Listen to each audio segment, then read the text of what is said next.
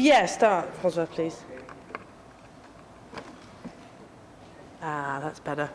We can hear you now.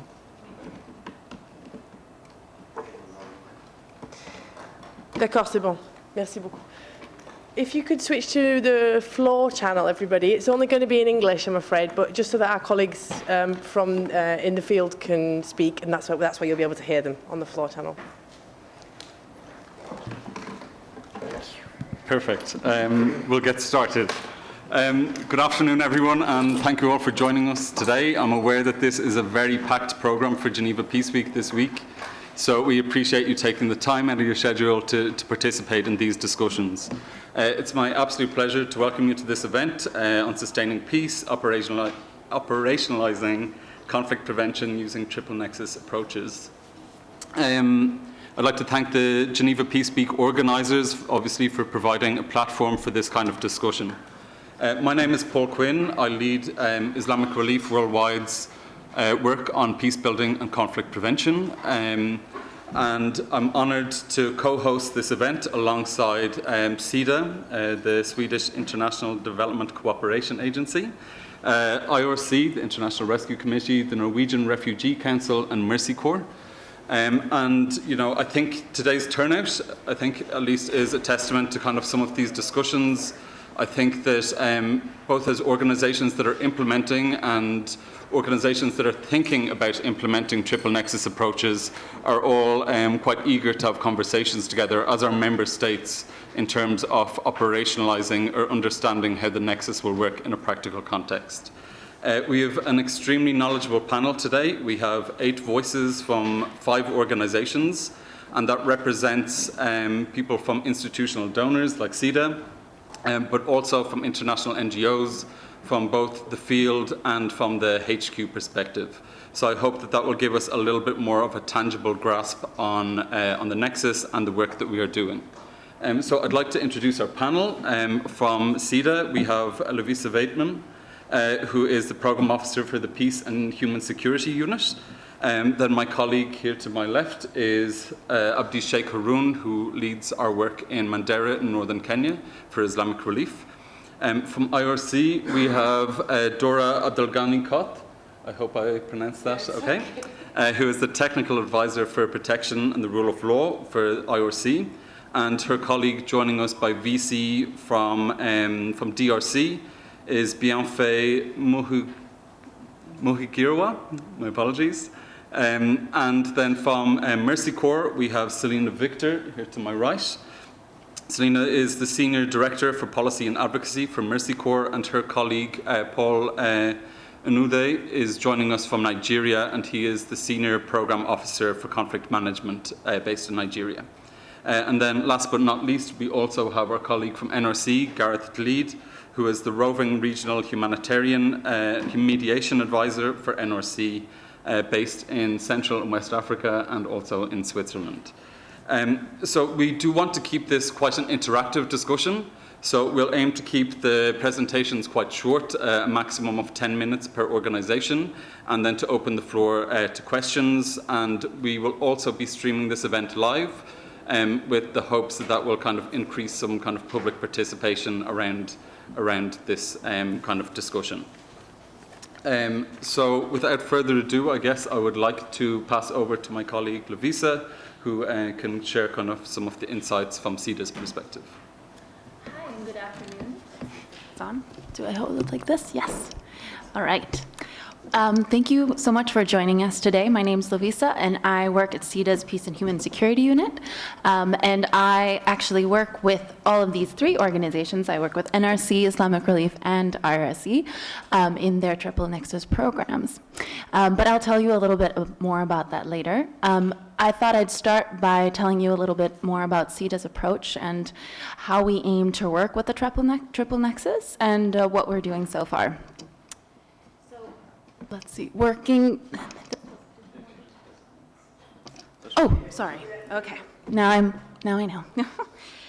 Well, working to strengthen the interaction between humanitarian aid, development cooperation, and peace building in order to reduce vulnerabilities and address root causes of conflict in fragile states and conflict-affected environments has been a priority for SIDA for years.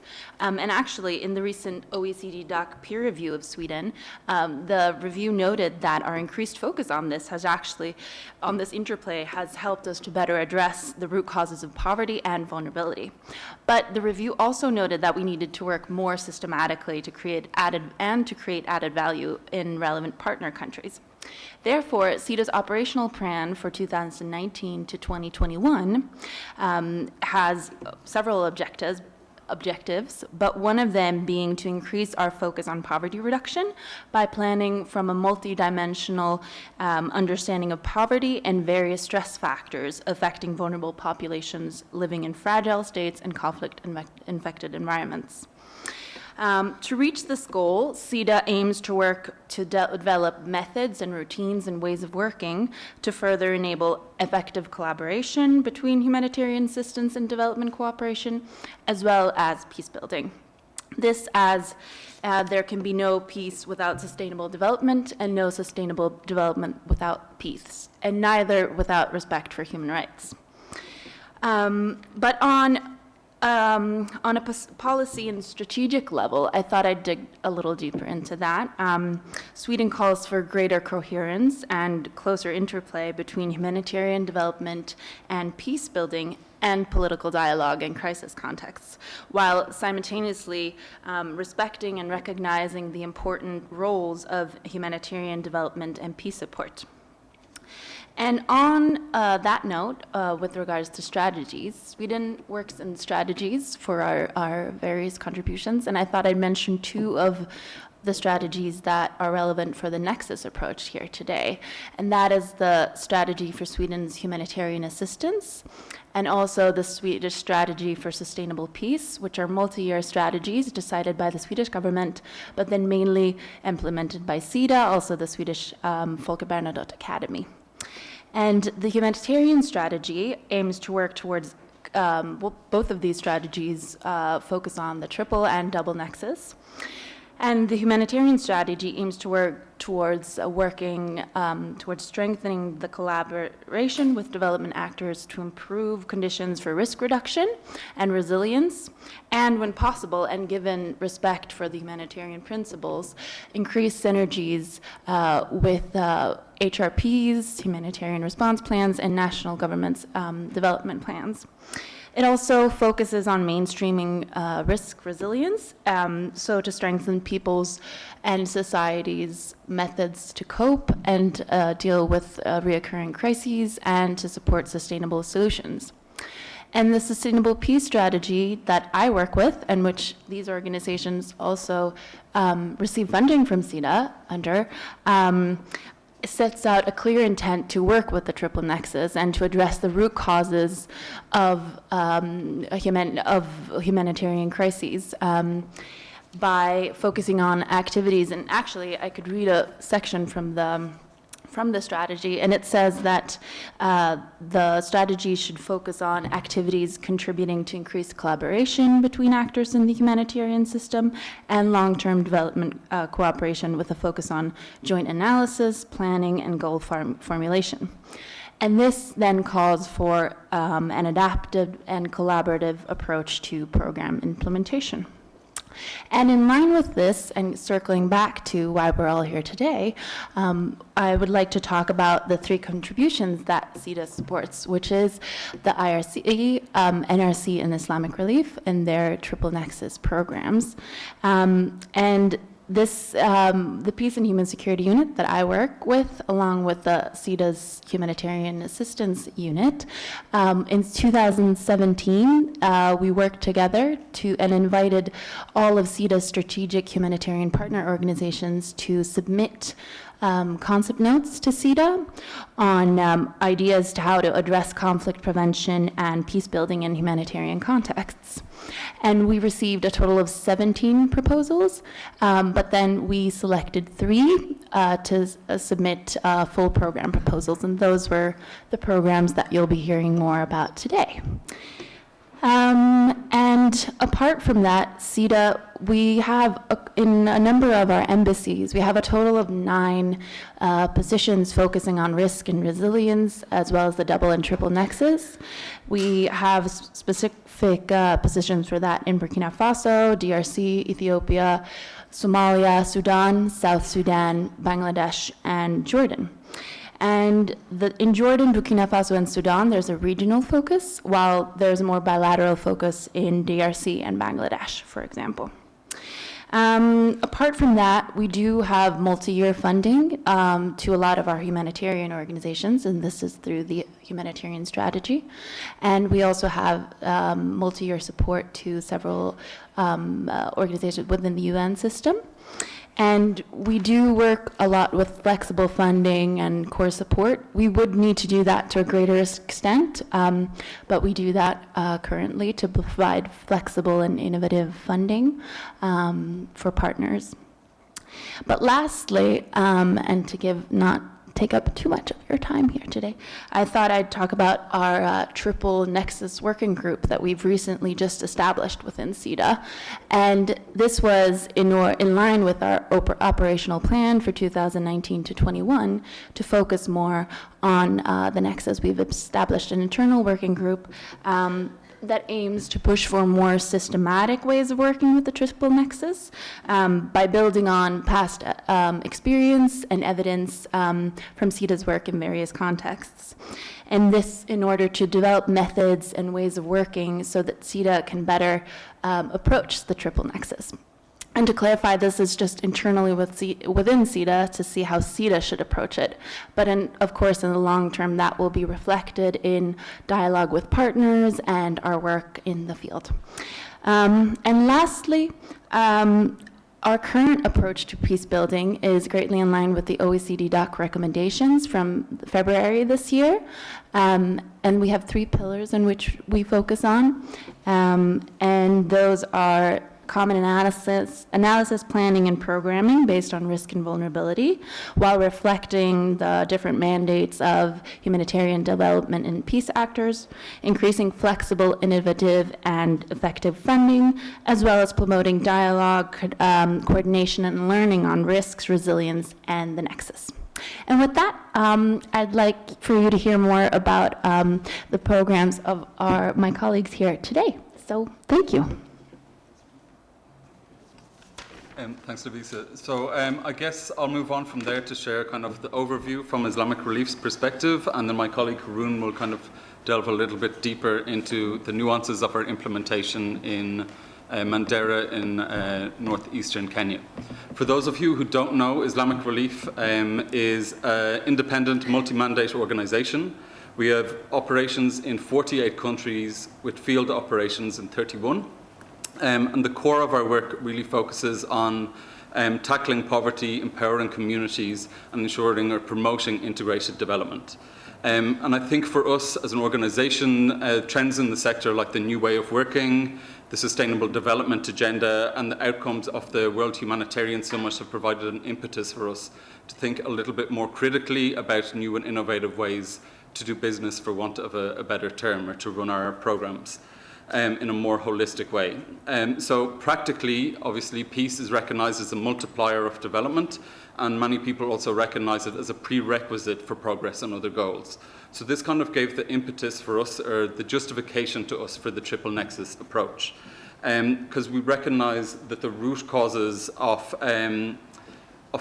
conflict or of tensions within a community are not just based on society, or not just based on political factors. They can also be contributed through humanitarian and development challenges. And I think tackling these areas as well, you can reinforce the dividends that we make through our peace building work. And this really provides the rationale for us to move forward with the triple nexus. At the moment, as Lavisa mentioned, we are leading triple nexus, humanitarian development and peace building work in 4 countries. These are all funded by CETA. These are in Pakistan, Philippines, Indonesia, and Kenya. And there is no one-size-fits-all approach for us with this work. Our work is based on rigorous, analysis of the context before we move in, and continuously throughout the process. And this is really important for us to ensure that we are context sensitive.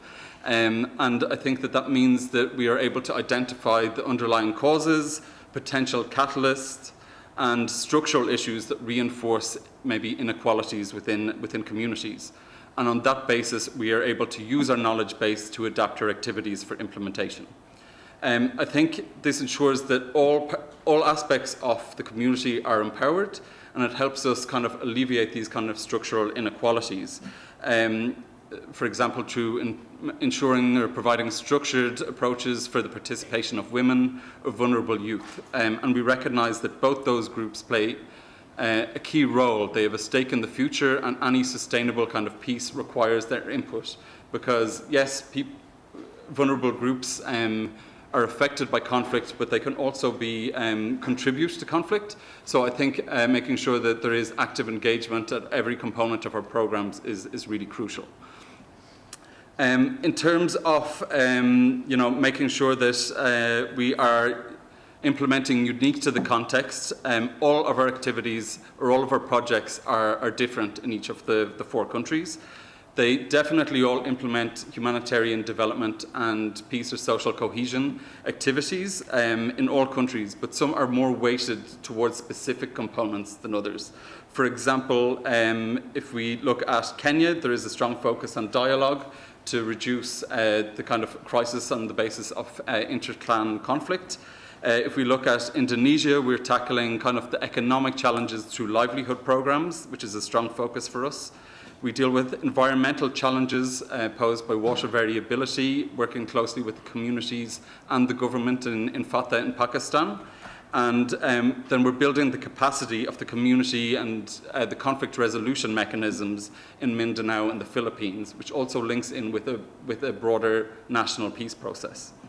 There are also commonalities between all of our programs. For example, in terms of social cohesion, we've created community organizations. These provide our peace councils, which provide kind of structured engagements for the communities to address issues, to reinforce the traditional conflict resolution mechanisms, and we provide training to ensure that kind of is based on best practices or on technical know-how as well. In Mindanao, we are working with the Tri people. These are the indigenous people, the Muslim community, and the Christian community. And these are we're implementing very community-designed and led initiatives. In addition to that, like I mentioned, we're supporting the kind of broader peace process to make sure that the communication with the community, that their knowledge of the peace process is based on accurate information and not misinformation, and to make sure that there is kind of that the knowledge of what is going on to support the transitional process there. In terms of development, I think context-sensitive development is also a core component of our work. We want to promote harmony, and that means addressing underlying causes.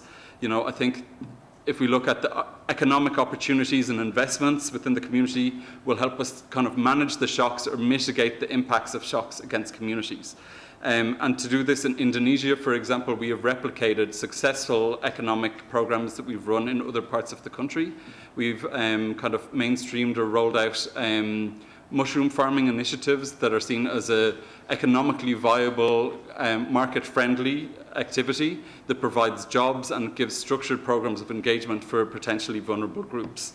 And I think this means that we are targeting or promoting economic inclusion of these vulnerable groups, such as youth and women. Then in Pakistan, we've invested heavily in water infrastructure because this was seen as a driver of potential tension between the communities. And our focus has been on social cohesion here. And this has meant working very closely with the government, with different government agencies, and with the community to have the maximum positive impact. Obviously, as Islamic Relief, humanitarian responses are in our DNA, and this is not a component of the program that we forget about through the triple nexus. So our work has built the resilience of communities to make sure that we turn this kind of early warning into early action. And there's a number of ways that we've done that. Through disaster risk reduction responses and planning within the communities, and also through things like social media engagements and communications. So we've created, for example, WhatsApp groups in certain communities that link the community and the government to be able to indicate early warning indicators and make sure there is clear and accurate information out there to avoid potential disputes over X community is getting aid and we don't get aid, these kind of issues. Beyond that, we also obviously do the kind of life-saving assistance that is core to humanitarian work. And this is meant, for example, in the Philippines, we took part in the government's humanitarian task force to provide food items to IDP families after they were affected by military operations within Mindanao. And we've also provided survival packs for the communities in Indonesia in the aftermath of flooding. And I think that this is really what makes the Nexus work. Not only are you doing the social cohesion activities, you're tackling the underlying causes through economic activities and through livelihoods, but you're also recognizing that you need to support communities in particular situations of crisis. And I think at a program level, there's several things that I just want to wrap up on before I hand to Haroon that I think are crucial. That prevention is the most effective tool we have to tackle vulnerability. We have to address the crisis-inducing factors like unemployment, particularly among youth who are most vulnerable to being mobilized or to engaging in disputes. We need to empower the youth, women and girls economically and in terms of participation within the community. And we also need to enhance the community resilience to adapt and mitigate the effects of emergency situations. And I think the only way to do this is if we engage with all stakeholders in the community. It means more coordination between NGOs, with the government, and also to engage a broad range of stakeholders within the community, whether that be different leadership structures, through religion, through inter-clan groups, or through women and youth leaders as well. And I think that that makes reinforces the complementarities of our work to operationalize the Nexus. I'll actually hand over to Haroon from there to discuss some of the work in Kenya. Thanks, Paul. I'd like to lead and share some of the triple Nexus we are doing in Kenya. Our project is based in Mandera, Kenya, northern Kenya. Mandera County, northern Kenya, is an area bordering Somalia and Ethiopia. It's one of the areas where Islamic Relief has been engaged in different programs since 1993, and our program covers 7 sub-counties within the county. In terms of context itself, the area has a long history of inter-clan conflict, pressure on land and water, reinforced increase in populations, high level of employment youth, all contributing to the fragility of ultimately conflict in the region. The vast majority of the population are Somalis, clans spread across the triangle, which is Ethiopia and Somalia and Kenya, across border, and this complicates the cross-border conflicts in the area. The region is also dependent on pastoralism, and the climate means herders must roam across the triangle, Ethiopia, Somalia, Kenya. Availability of weapons has increased impact of livestock and retaliations. In terms of peace building, the project encourages women participation. We recognize women as peace multipliers with essential strength outcomes, but also act as a focal supporters of conflict. We have mobilized, been essential, mobilization of women has been essential. So we work with the community to create women youth peace councils, and we work with 675 active members. We recognize our work cannot exist in vacuum, so we want to complement the efforts of the county cohesion and integration conflict management. And last year, Islamic Relief have conducted four dialogues, meeting between county, youth, women, elders to promote engaged cooperations. There are other vital sources of power or leverages in the community. These are the clan leaders and religious leaders. We engage both male and female leaders who hold significant moral social capital to our ongoing our radio talk shows. These radio talk shows is the religious leaders use Islamist perspectives to message peace activities across the county, which is, the rural areas, and people normally don't have communication. So the radio talk show supports the community listen to the radio across the county. Given the prosperous nature of the conflict, we also collaborate with other international NGOs working in the cross-border like PACT and Interpeace, who are working in Somalia and Ethiopia. Our team facilitated 5 community peace dialogues with local sultans and clan leaders who are working in the community. This immediately respond, this kind of dialogue respond to immediate crises that normally affect the community, whereby the traditional conflict resolution mechanism is strengthened, ceasefire between clans. It also avoids duplication of resources. That's why we are working with other international organizations working in the area. Fragility in the region has somewhat reduced the power of clan leaders. One of the most notable consequences is lack of respect for traditional grazing rules. The capacity of the traditional government needs to be strengthened to ensure youth are taught also observe the traditional practice developed over centuries. We work closely with technical experts from the National Drought Management Organization or agencies to provide training for the community, enforcing traditional approaches with emerging traditional practices and emerging practices on the technical level. We formed natural resource management groups across the 7 sub-countries, whereby we have identified by the community champions of the natural resource management. This mitigates the humanitarian crisis posed by droughts. Livelihood, it represents essential component of our work. Pastoral dropouts or agropastoral dropouts are perceived to be high risk radicalization and the engagement in the clan conflict. This is a significant threat for the region. Islamic Relief has taken action to promote alternative livelihood. We support vocational training institutes. We support also infrastructural support and also tackling sessions to enhance enrollment. We are using radio talk shows to showcase success stories, people who have gone through this process and are employing themselves or self-employed or employment by the government. To foster community empowerment, we support 90 groups saving loans associations targeting drought-affected pastoral and agropastoral groups, both male and female. We aim for this to foster cross-clan cooperation, support business generations. It will also support financial inclusion for women and vulnerable youth. The project strongly recognizes the interlinks in our work to sustain peaceful outcomes. I am conscious of time, so perhaps I will leave it here for now. Thank you.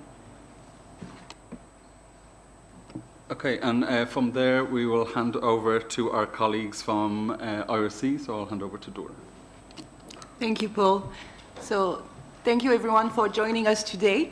So I would like to share with you today the experience of the IRC in the field of programming across the Nexus, because we've made a long way, if I can put it like this. I've really seen my organization change a lot over the last years. As primarily humanitarian-driven organization focusing on saving lives, we had a lot of internal debates around the fact that for some of us it was not enough anymore and we needed to be able to do more than just saving lives for a lot of reasons. And so at the end of the day, we kind of all agreed on our organizational mandate in 2015, and that now the mission of the IRC is really to help people to recover, to survive first, recover, and gain control over the future. So right now, the IRC is really what we could call a multi-mandated organization, working in the field of humanitarian development and peace-building outcomes in order to provide for sustainable solution for the people that we aim to serve. So that mission really has an impact on the way we approach Nexus programming, because for us, it's not about only the cessation of violence. Our focus is really on human security, so we put people at the center of everything we do. And we want to tackle the root causes of conflicts and violence and poverty whenever that's possible, because that's not always possible. So I'm saying that's not always possible because, and I assume we will be discussing this during the Q&A, there's clearly sometimes and in some contexts risk to principled humanitarian actions, which as again, a primarily driven humanitarian organization, we cannot compromise access to those most in needs in context. So we program across the Nexus when actually it's possible for us to do that. So during that evolution, we started to design some tools and strategy that actually supported us to take informed decision around when and how we could program across the nexus without compromising our impartiality and neutrality. So for one of those examples is the SIDA-funded project that we currently implement in Somalia and in DRC. So my colleague Bienfait online, if possible, will speak to you about DRC, and I will talk to you about Somalia. So in Somalia, we have an access to justice program funded by SIDA that actually work toward achieving humanitarian development and peace-building outcomes. So why did we choose justice as an entry point? It's actually because our context analysis and the people we spoke with, they told us that actually the fact that justice services, and I say services because here we're talking about religious, traditional, and statutory law, so there's 3 sources of law and 3 types of justice services. All of them were mainly discriminatory in the way they were rendering justice, which as a result led to people not using those nonviolent dispute resolution mechanisms, or when they were using them, being not satisfied with the outcome that was perceived as unfair. So in the worst case scenario, people told us that actually, especially the youth, but not only, were joining basically extremist groups to get that justice that they were looking for, because those justice service providers were unable to provide for that.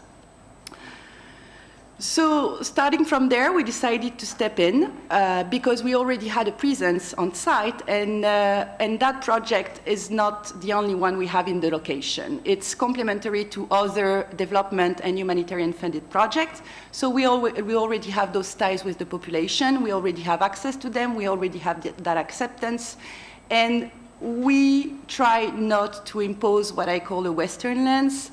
We really try to be responsive to the need of the people on the ground and to the need of their representative. So from those data, we stepped in, and so we have that project that focuses on conflict prevention in supporting non-discriminatory dispute resolution mechanism. We engage at several levels. As I said, we work with religious leaders, we work with traditional leaders, and we work with local district and judge. So we work with the 3 sources of law. And we also engage with the entire population to basically inform them about their rights and why it's important, for them to know their rights and to use those mechanisms in order not to feel conflict and tension. So I was thinking about different type of outcomes, because in the field of humanitarian outcomes, basically that project supports IDPs and also GBV survivors, as part of other beneficiaries. We try to support and provide for direct service provision to those in needs in general, but those most marginalized are actually the one in need, so we target them as a priority and we support them to deal with their legal problem. Then we also work toward peace-building outcome, because we try to really build social cohesion with that project. As I was saying, when some people, it was reported to us that when justice was not perceived as fair, people were joining extremist groups. So we really engage with those duty bearers to make sure that they have that capacity and willingness to actually be fair in the ways they provide the justice services.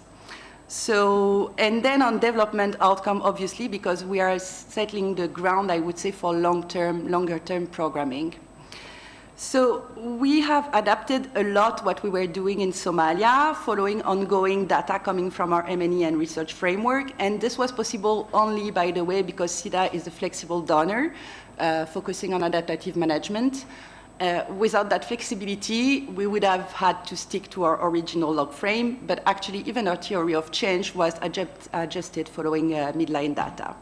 So as we go, we adjust to ensure that we're still on target, and this requires a lot of flexibility from the donor side, which is not often the case. It's mostly the exception, to be honest.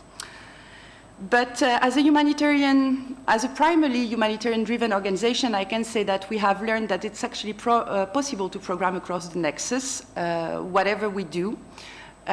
So primarily, by doing no harm. It can seem obvious, but it's not on the ground. So we had collectively to strengthen our capacity of analysis regarding context to ensure that whatever is it that we're delivering, we are not harming the people and we are not creating tension in context. So this is our first objective.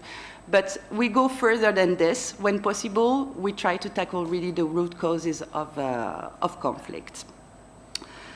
So it's possible for us to do this kind of nexus programming. We still have a long way to go.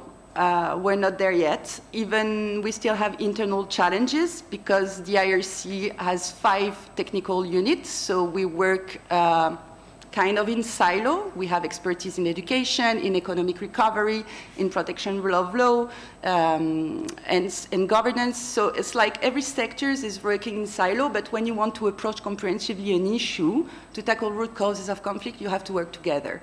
And we are still working on that, how to break those silos internally to propose like new model of programming that are comprehensive to one problem in country. So this is the first thing. But this won't even be enough for us to be successful. Like for us to be successful, we need more support, and this support should come externally. It should come from donors first. As I was saying, we need like adaptive funding, that are responsive to the needs on the ground. This is the first thing. And those needs evolve over the time. So donors need to understand that. And we also need like better context analysis at a coordination level. What we've seen on the ground is that we have humanitarian doing their analysis, development doing their analysis, and peace-building stakeholders doing their analysis. Like, it's pretty rare to have all those stakeholders coming together and doing a joint contextual analysis that will inform the entire response in a country.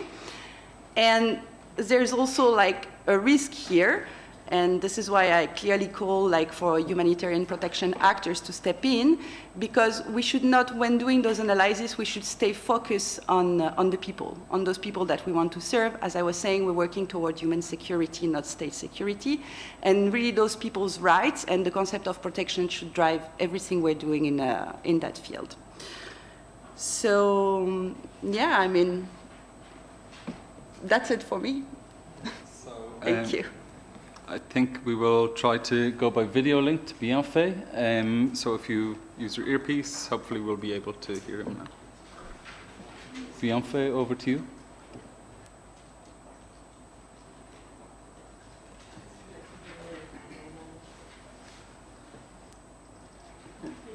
And we can hear you very quietly. Can you turn the volume up on your microphone?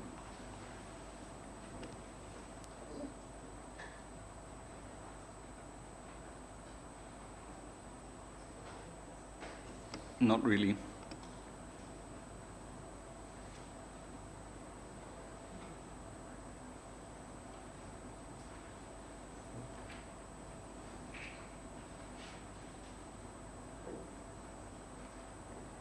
I'm afraid we can't hear you, Bienfait.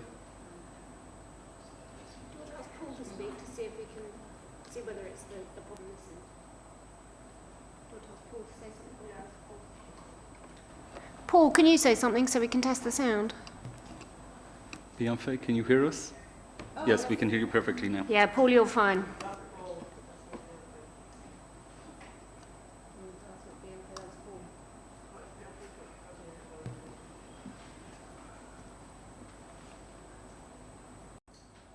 Okay, Bienfait, I don't know if you can hear us, but we cannot hear you.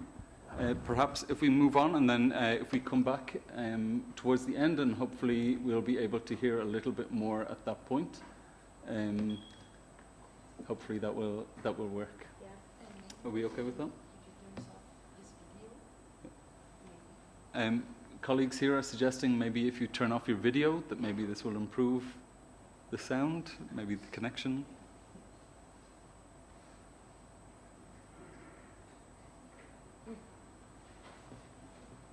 I'm not sure you can hear us at this point. Are you happy for us to move on? Okay, so we might just move on and we can come back to Bienfait later on, and we'll move to colleagues from Mercy Corps. So that's over to Selena. Thank you. Good afternoon, everybody. I'm very conscious that you've just heard a lot of people speak, and I'm going to add to it by giving you a PowerPoint slide, but just one slide. So, which isn't coming up? Okay. I may not. I may save you from the single PowerPoint slide, which is probably a good thing for everybody. Thank you. It may appear. Good afternoon. My name's Selena Victor, and I work for Mercy Corps, which is a global organisation not dissimilar to... It's waking everybody up. It's good. It's a fresh...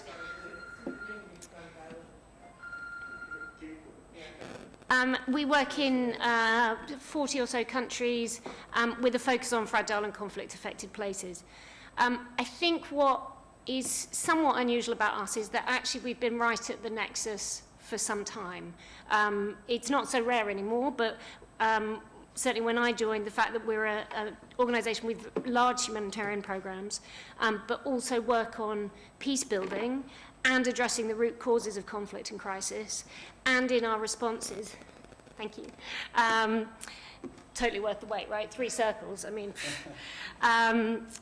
And in our humanitarian responses, we also look at sowing the seeds of resilience and longer-term recovery. So we've always been dealing with those nexus issues. But a couple of years ago, we identified a serious gap, which is that even though we had an overarching resilience framework with an even more complicated diagram than this, it didn't really tell us how to do this in practice in the toughest places. We were getting the easy wins. We could do the Northern Ugandas, we could do the Ethiopias, we couldn't do Syria's or Iraq's, or we couldn't do the really tough places, and certainly we couldn't articulate it in a way that was helpful for our country teams. So we did quite a lot of digging internally to look at all our work across our complex crises, and conceptualized our recommendations around practical responses into these 3 overlapping pillars. The bottom one, the red one, obviously, conflict-sensitive humanitarian action. Humanitarian action itself can be a contributor to peace, of course. It removes a source of conflict. It removes a potential recruiting tool. I mean, we're seeing in places in Nigeria, which we'll go to shortly, where the lack of humanitarian resources is really helping Boko Haram to maintain their influence over populations. But we also need to be very deliberate to avoid exacerbating conflict. In practice, that means really strong conflict analysis, fully understanding the conflict and how our interventions can shape it, and then developing conflict-sensitive approaches. And that goes across the board from our human resources policies, inclusive composition of committees, dealing with misinformation about our work or about the setting, relationship building. And those approaches must be adaptive, and they must relate back to that ongoing conflict analysis, which needs to remain live and fresh all the way through the programme. The yellow circle, forgive me, violence reduction, that's the short to medium term violence reduction efforts. That's understanding and managing the tensions and incidents that actually precipitate violence. So it could be addressing some of the proximate causes. It could be failure to reintegrate ex-combatants. It could be acute resource shortages, tensions between refugees and IDPs and hosts, for example. Or it could be about increasing the capacity in a sort of short to medium term way to manage those tensions. And that could be enhancing communication or trust, building social cohesion, new agreements around resource management, which is something we've done a lot throughout, particularly sort of agricultural and pastoral areas. And then the third area, which is a sort of natural part of development and peace building, is addressing those underlying causes that have fomented the conflict in the first place. Identifying the grievances and the structural issues and using those development, peace building, governance approaches to target the specific causes. And within that, meaningfully engaging conflict-affected and other vulnerable groups. So far, so good. It all makes perfect sense.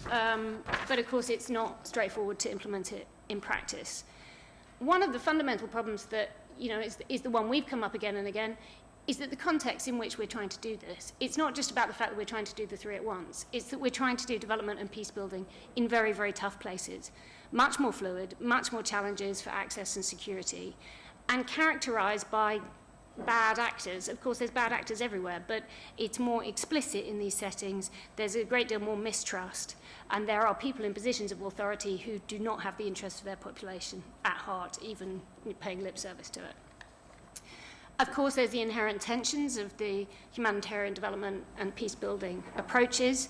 Some of that's around different modalities, different outcomes, which I think we should be more explicit about. And this is where I think collective outcomes is a really important initiative. Timeframes are often very different. And then the conflict in terms of principles, which other people have touched on. Mercy Corps obviously is a humanitarian organisation, and within our humanitarian programmes we adhere to the humanitarian principles. We're not technically bound by neutrality, but we try not to, we never support combatants or warring parties, and we try not to advance the cause of one side. But I think we have to be quite thoughtful and careful in the discussion around the conflict with humanitarian principles. First, promoting positive relationships between groups doesn't actually necessitate taking an explicitly political stance. Everything we do is political, we accept that, but we don't need to take an explicitly political stance. But actually it's conducive to ensuring ongoing and effective humanitarian action. We need to have those negotiations, we need to have relationships. If people are fighting each other, it's much harder for us to respond. Second, while there's a tension here between peace building and neutrality and impartiality, there's actually a tension between those principles and just existing in the real world. It's almost impossible to actually be neutral in any of these settings, whatever you're doing, and certainly when you're implementing large well-resourced humanitarian programs. Given that, and given that aid resources change the market and the power dynamics, we think that we have a responsibility to make sure that those impacts are positive, or at least do no harm, because they're going to happen anyway. And then third, there are actually some surprising paradoxes. We think that we need to be humanitarian to secure our access, but humanitarian programs aren't politically palatable in a lot of the places we work. The governments don't want to be seen to need humanitarian responses. There's also huge amounts of money involved in it. Peace building is actually much smaller budgets, and the kind of work that we do doesn't actually trigger much concern from the host governments that we work within. And then just two more practical problems that I'll come back to, because I know we're going to have a further discussion. Coordination mechanisms. They're not fit for purpose yet. Coordination within any one of these sectors isn't terrific, but certainly between them doesn't work effectively. There is some good practice, there are some emerging new platforms and new ways of working in certain places, but there's a long way to go before we actually effectively bring these together. And then finally, we've all mentioned it many times, analysis. This all relies on analysis, and that relies on conflict analysis. It relies on understanding humanitarian needs, but understanding that across the population, not just within those who are immediately obvious to us. It means constantly tracking the impact of our programs and how we're influencing the conflict. It means understanding the root causes and the drivers of conflict and crisis in the first place. That's not well funded. It's not we don't necessarily have the capacity and the skills to do it. It's not always prioritized. And if it exists, it tends to exist within a single organization, and it's not shared and used effectively. So I think that's one of the biggest challenges that we're going to have to take on. And I'm going to stop there, and hopefully we're going to be able to hand over to Nigeria.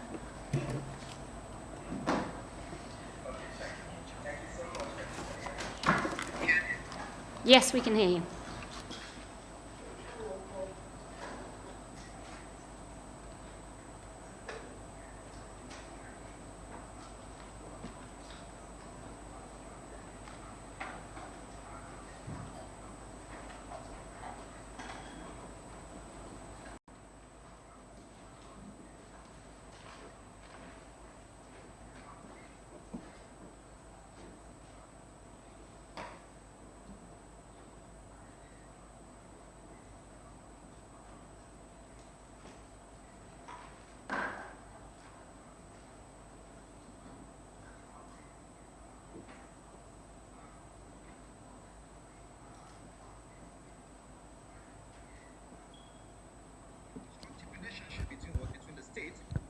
Government, the military, traditional leaders, communities they are meant to serve, engaging the government and officials, security forces in capacity building while we are supporting traditional leaders and communities to conduct advocacy activities that reinforces accountability.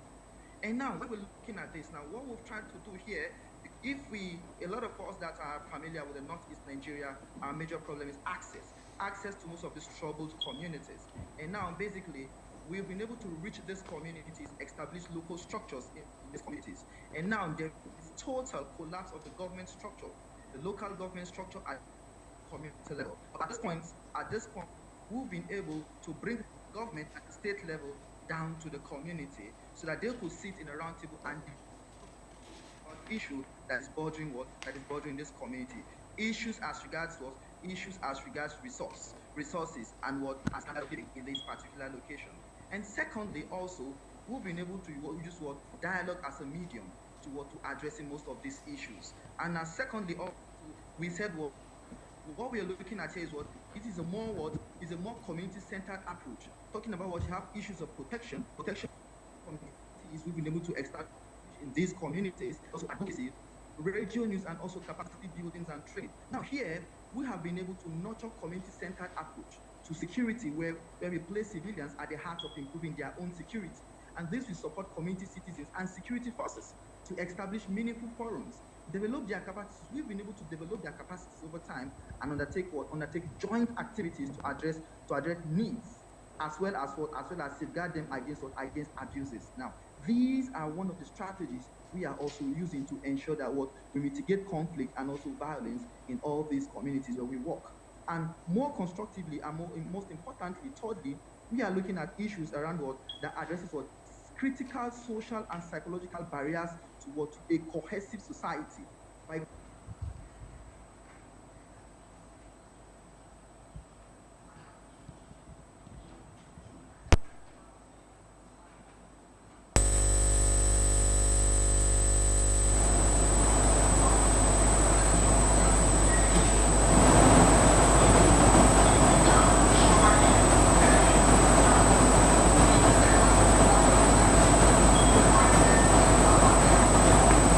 barriers to peace are not addressed,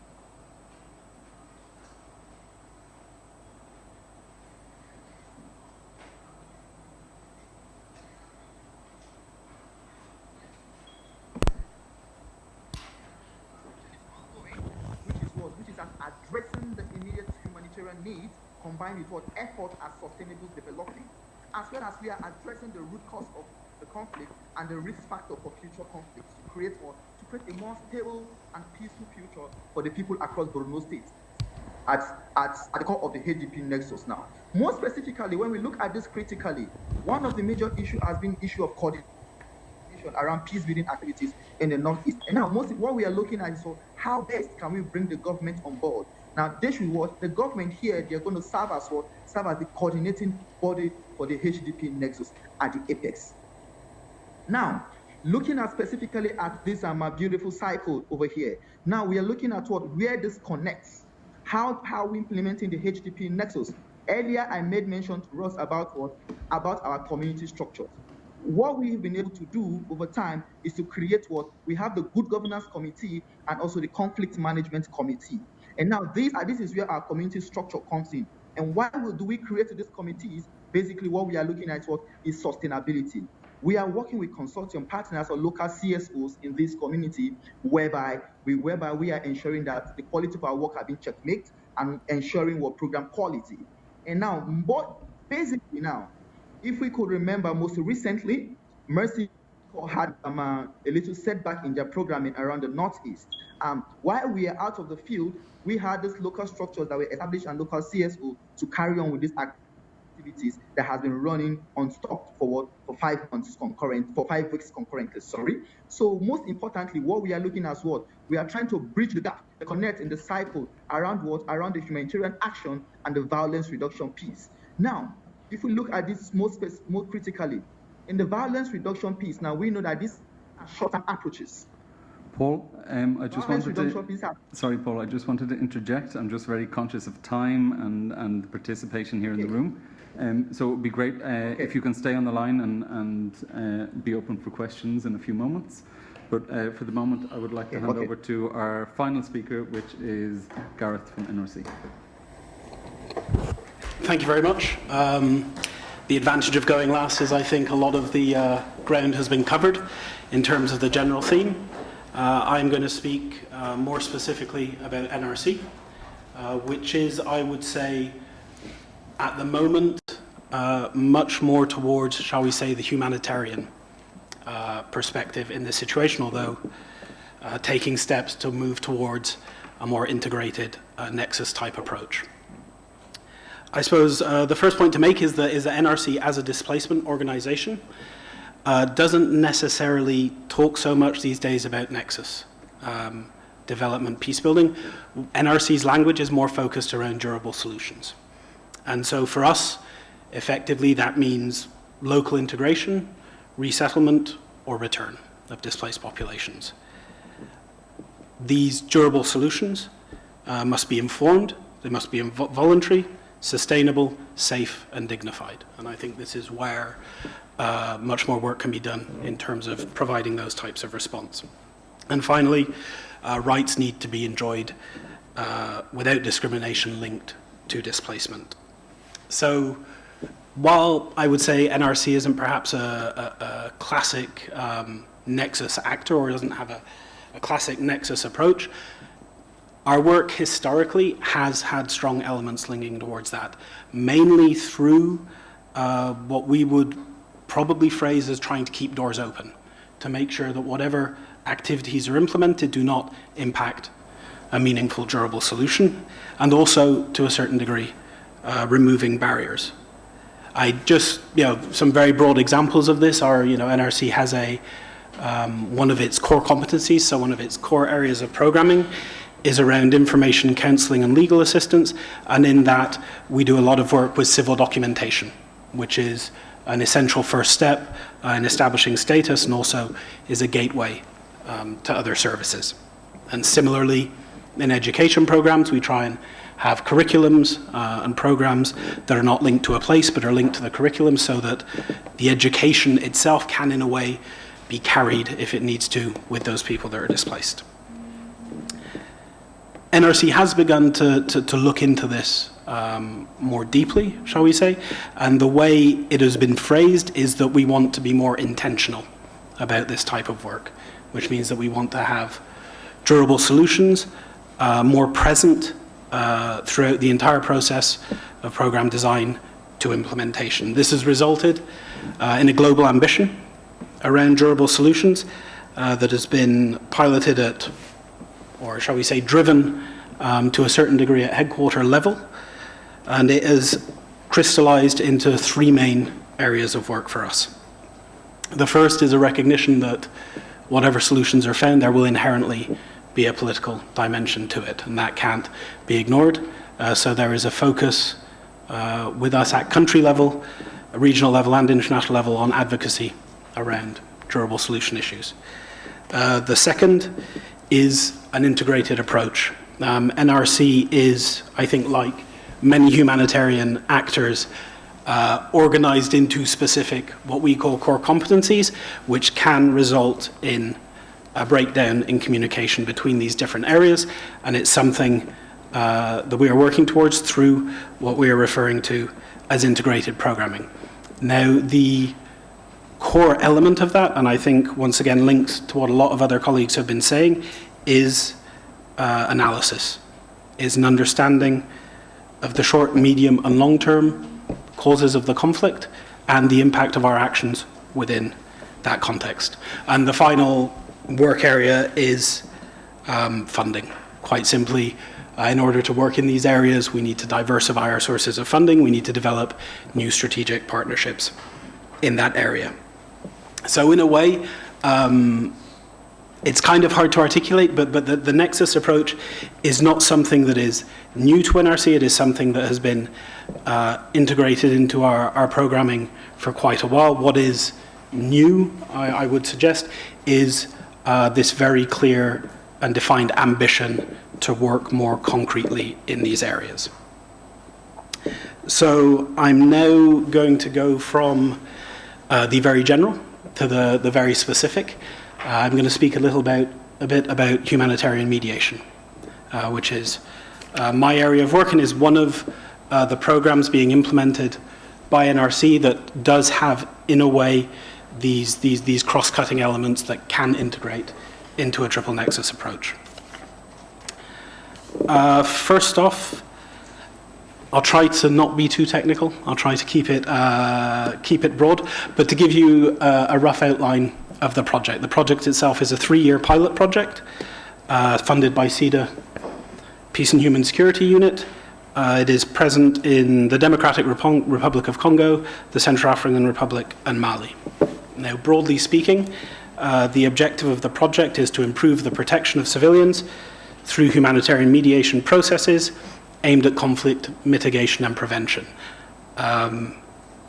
It does seem like quite a bland statement in a way, but for an organization such as NRC, who has a very strong focus on humanitarian assistance, the notion of saving lives and the notion of delivering aid, to have a stated objective of engaging more actively with the root causes of conflict is, to my mind, a very important step, and one that I think is very significant and hopefully will continue to gain in importance for the future. Within that broad definition, what we are looking at, and I think this is another point of perhaps broader application, is the notion of protection. Very often when humanitarian actors speak about protection, it can come to a number of things. It can come to do no harm.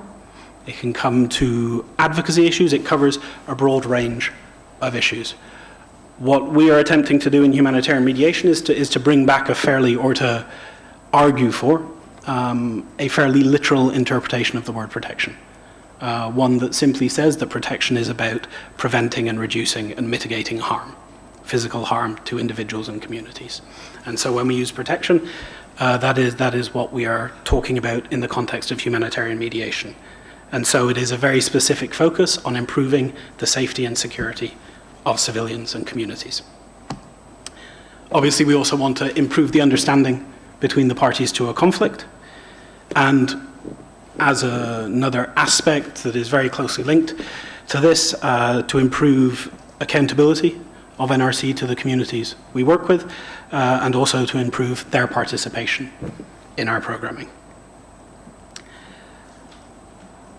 Why are we doing this? I think this is perhaps the big question, and I think a lot of colleagues have already touched on it.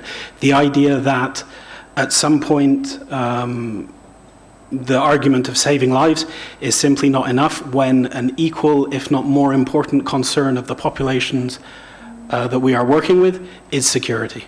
I think it's very, very simply stated by quite a few people affected by conflict. If you speak to them, they say, we don't need food, we need security. And I think as humanitarians, to ignore that would be a failing, but it does present a number of challenges that we'll hopefully get into during the questions.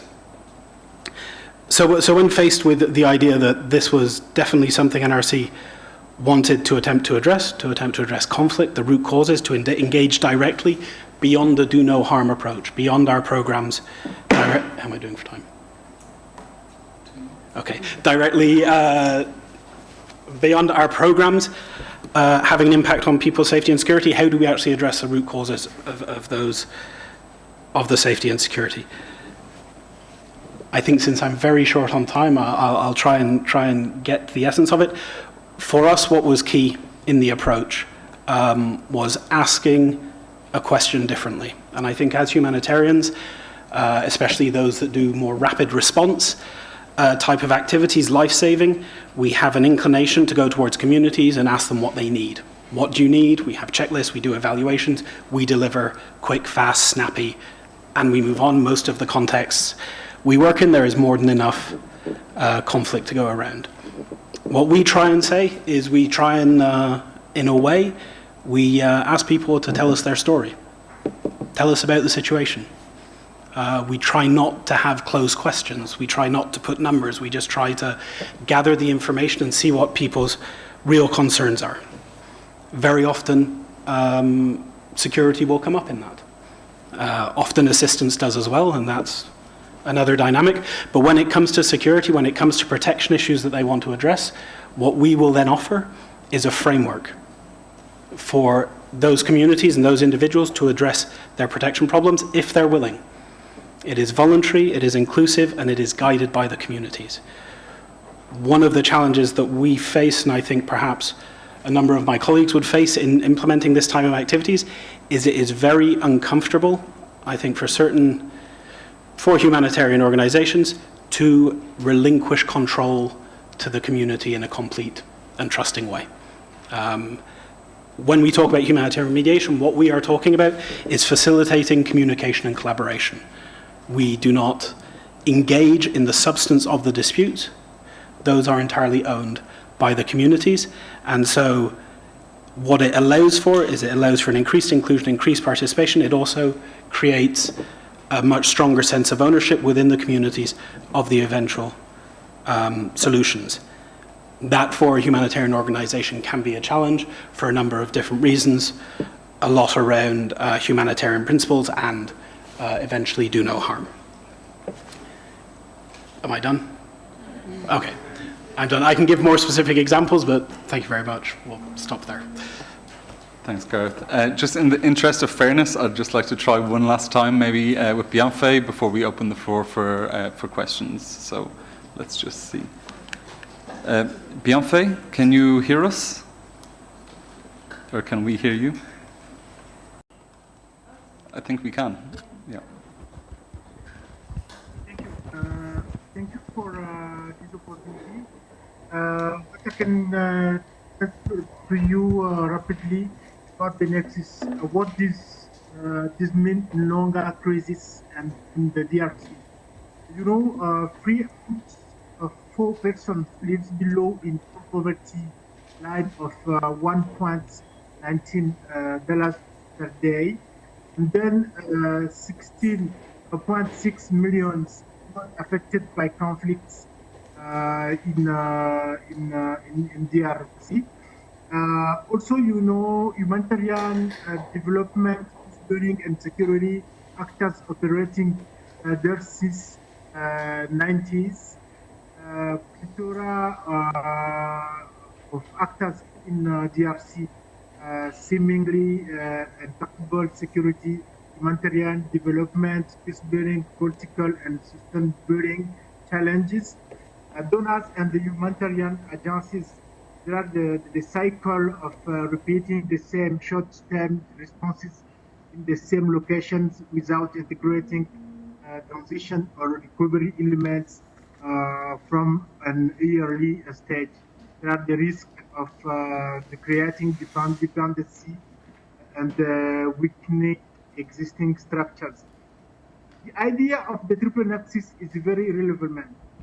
It offers a new opportunity to build connection and remove silos to better response to the needs of the people we are serving at the grassroots. And you know, Sustainable Development Goal 16, who speak that to promote inclusive societies for sustainable development, provide access to justice for all, and build effective, accountable, and inclusive as institutions at all levels, is also to identify best grievances in historically excludes to minority. There is grievances became key drivers of conflicts recent years since 2016. Also, which causes massive displacements in DRC. Conflict fuels growing insecurity, reducing trust, reduced access to basic services, and despite its agricultural production and livelihoods, all in the pre-existing context of widespread poverty. There are also the weak, inexistent state capacity. The institutions that are dysfunctional, non-existent, and need to be rebuilt. State authority and legitimacy is weak. Lack of trust vertically from people to the state. Now about the opportunities for getting results and operationalizing the triple nexus in DRC. We can say that various structural challenges and constants. However, there is huge potential for locally driven peace building and development interventions. The SIDA-founded conflict prevention and peace building program in Tanganyika province is an example of this kind of grassroots initiative. Firstly, it's working in partnership with local church structures, well-known and good acceptance as local peace actors, Commission de Justice et Paix Kalemi, CDJP, promoting community participation in group dialogue as part of a process that provides them with increased access to services with enhancing the capacity of local institutions to engage with communities and support their needs, including response capacities to effectively mitigate and manage conflicts, contributes to strengthening resilience, well-being, and inclusive participation of conflict-affected people from Bantu and Twa ethnic groups through peace building and access to health initiatives in Nyunzu and Kalemi Health Zone in Tanganyika province.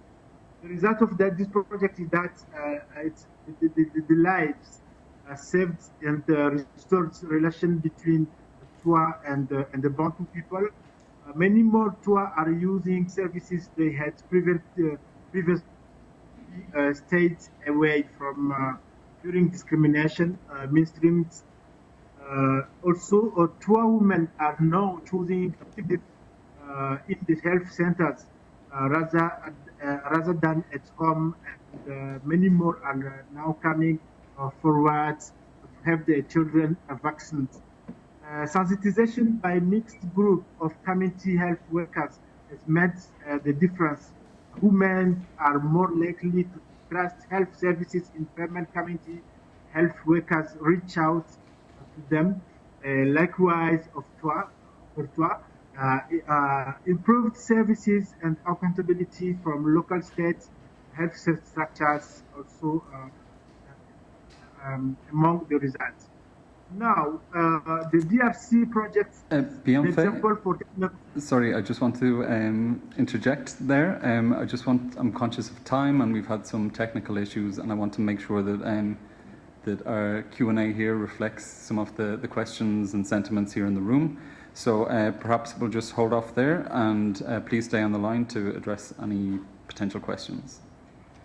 So with that, I'd like to open the floor to questions. Perhaps we'll take 2 or 3 at a time. Thank you. Has to do with your presentation. I'm trying to reconcile in my mind some of the concepts and approaches that you have mentioned, in particular on the issue of inequalities. You mentioned structural inequalities, and this is a term that has, or a concept very popular with presidential campaign in the United States, also with bloody results in Chile, the demonstrators. And how do you really approach this, since it is a consequence of a social and economic system, a product of an economic system, and taking into consideration your multidimensional approach of sustainable development, conflict prevention, and so forth? Can you give us some examples? Thank you. Good afternoon. Thank you all for your enlightening presentations. I'm Fleur van Lith from the Mission of the Netherlands here in Geneva. And I have a question about the role of the donor governments in the double or triple nexus.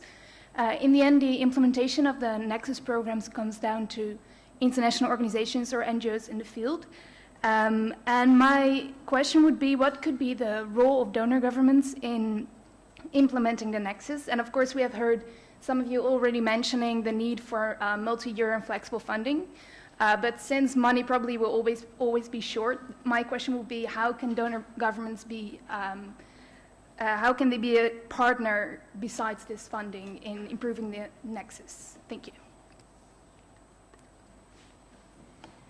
Hi, thank you very much indeed. Julius Jackson with the Food and Agriculture Organization. First of all, just to note the very strong message around the foundational nature of context/conflict analysis to inform programming. Very pleased to hear that. It's a surprise that it's still something we still need to say. It is the foundation of good programming. So an observation is, what is the role then, and it was mentioned, I think, by you, Selina, in terms of donors and member countries supporting that more and demanding that. It's clearly there in a lot of strategic policies by some donors, but not by all. So is that part of maybe the solution? And the second one was the point flagged around the sharing of analyses, which was mentioned by a couple of panelists. We have some great resources like the Conflict Sensitivity Resource Facility in South Sudan, for example, which is supported by Diffusion and by others. That seems to be a very good model. But what are some of the disincentives around sharing context analysis, conflict analysis between entities across NGOs and the UN system? And how do we get beyond that? Because it seems to me that would be a very, very important next step for us to actually move the whole discussion forward and to improve our program design. Thank you. Thank you. Maybe we'll deal with this round of questions and then come to another one immediately afterwards. Okay. My apologies. Technical issues have kind of stripped us of some of our discussion. But if I just address the question that was directed at me around inequalities, well, I think in terms of this, what we're really reflecting on is the inclusion and participation of women within society and the inclusion and participation of youth in society. Youth and women are both affected in very unique and different ways as a result of conflict. And I think that we must recognise that they're rights holders, that they're absolute participants in societies who have a clear role and investment in any outcome that reflects peace, whatever that may be for the local community. I think what we mean for that is about inclusion, and that means creating structured platforms of engagement. This is not tokenistic inclusion, it is about active participation, it is about making sure that voices are heard, and that the engagement between different stakeholders, albeit men or albeit religious or cultural leaders, that women and youth are included in these forums and discussions, or indeed with the government, and that's what we've tried to do. So we have created, dialogue forums, as Arun mentioned, in Mandera in northern Kenya, to make sure that we increase the cooperation, increase dialogue between the government and these vulnerable groups, to make sure that this is reflected in policy changes. No, we cannot dictate the terms of policy, but we can certainly ensure that the voices are heard. And, I think the vast majority of governments and local governments want to be adaptive, want to reflect the real needs, and I think that just creating structured platforms of engagement is a really crucial part of that. I'll pass over to colleagues to address the other questions, but I just wanted to very briefly mention about sharing analyses. This is a very sensitive issue, I would say. And I think for us, we are very open to doing joint analysis, to working in collaboration, but I'm also very conscious that sharing the analysis of one organisation can become quite polarising, not only because these issues are very sensitive. Colleagues here have mentioned the sensitivities around security, sensitivities around humanitarian interventions. So I think that us sharing our knowledge and working together to build analysis is probably a better way forward than just sharing a standalone analysis. Thanks. Just carrying on the point about conflict analysis, and actually those questions answered themselves, because I was going to say what donors could do is, as well as incentivising and flexible funding, is fund those specific capacities that we don't currently have that will solve it, one of which is analysis.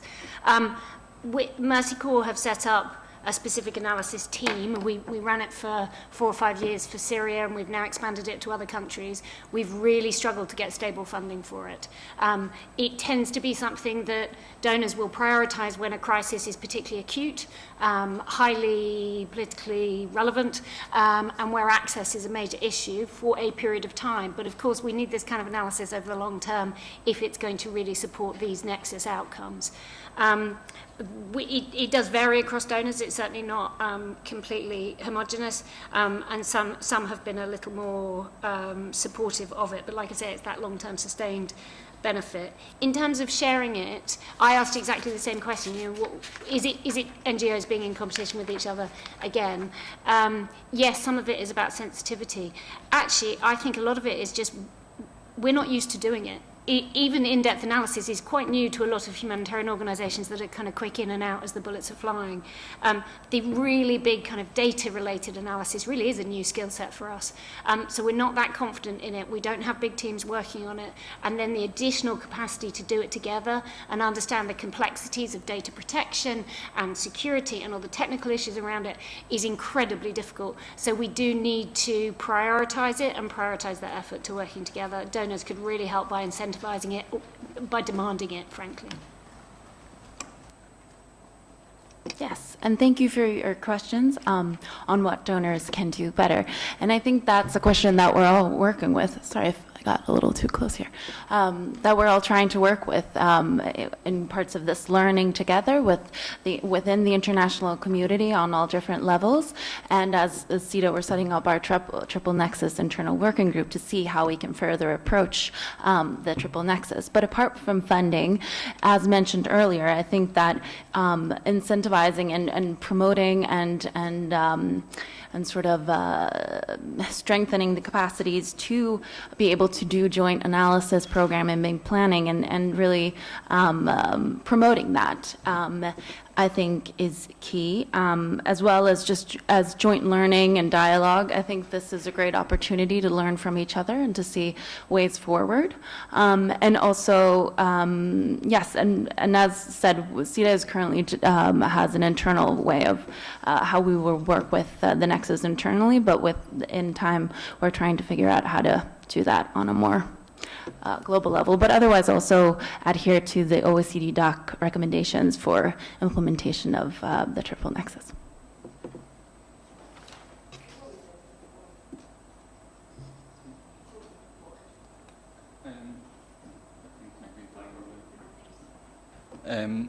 I think we've just run out of time, but I just wanted, maybe we can take your questions individually afterwards. my apologies again for the technical issues. I feel like that's stripped some of our intention to have a very interactive discussion, but these things happen and it's the world we live in. I'm quite glad that when you consider the panel that we have here, 5 organizations who are all implementing in isolation of each other, that we can really recognize that there are commonalities in our approach, in our visions of the analysis that needs to be done. And although our thematic issues or our context may be wildly different, that we do still recognize that there are major complementarities between these 3 sectors within our work, and that we're actively working to invest in these and to make sure that the nexus is made practical and operational, and that we're seeing already some good dividends from this. I think I probably have to leave it there, but again, thank you so much for all your time, and please feel free to ask any questions after the panel. Thanks so much.